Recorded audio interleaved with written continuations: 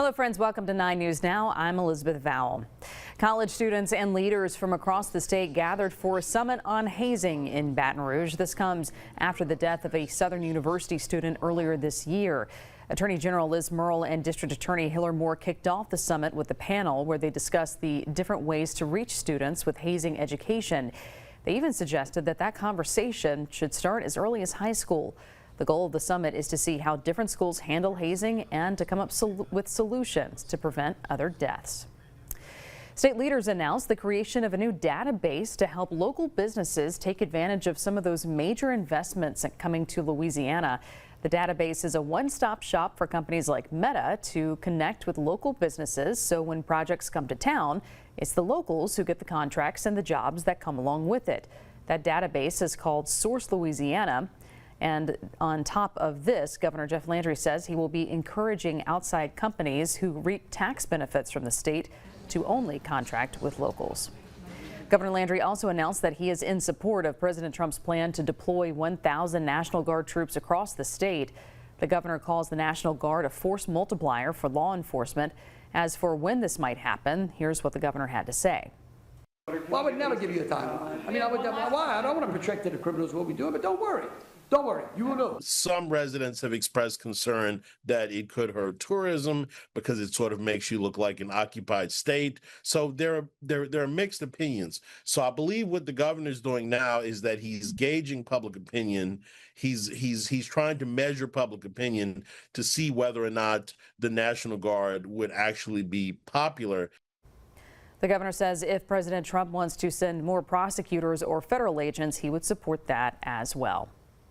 2 more people are locked up following a string of vandalism cases in Denham Springs. 19-year-old Xavier Parker and 18-year-old Daniel Atkins were both arrested and are accused of spray painting graffiti on businesses and vehicles in the downtown and surrounding areas. For more than a month, police say several businesses were hit.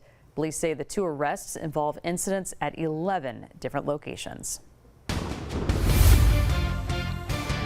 Time now is 9:02. Let's get a check of your weather situation with Dr. Steve Caprata. Steve.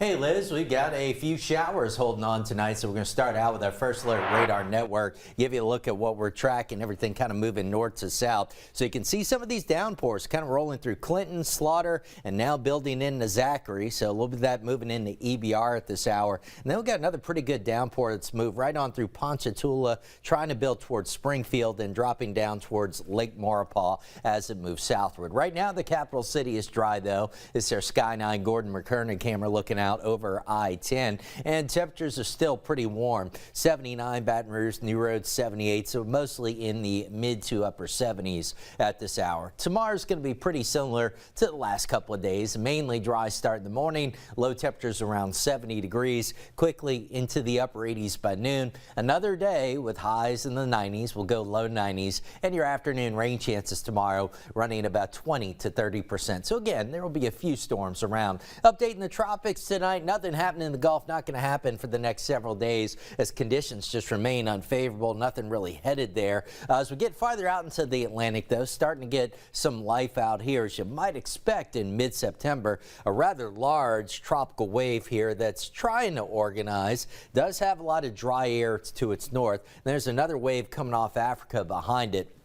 As it stands tonight, the Hurricane Center continues to give that first one a 90% chance of development. It does look like it'll move northwestward, eventually turning northward. Bermuda may be under the gun right now. Does not look like a U.S. threat. And then development odds with the one behind it only listed at 20%. Not only will that have some of the dry air to deal with, it'll also get some wind shear imparted by the first system ahead of it. So probably going to have a tough time. All right, back here at home, really no major changes. A few storms tomorrow, high of 91. Then Thursday into the weekend, it's back to a mainly dry pattern. That means it may be a little bit hotter. Could get some mid-90s, so it's going to be another hot day for tailgating on the LSU campus coming up on Saturday. Early next week, we've still got 90s on the board and rain chances slowly increasing once again. Liz. Steve, thank you. And thanks for being with us for this quick look at your headlines on 9 News Now. Our next newscast is 9 News at 10 on WAFB. We hope to see you then. Good night.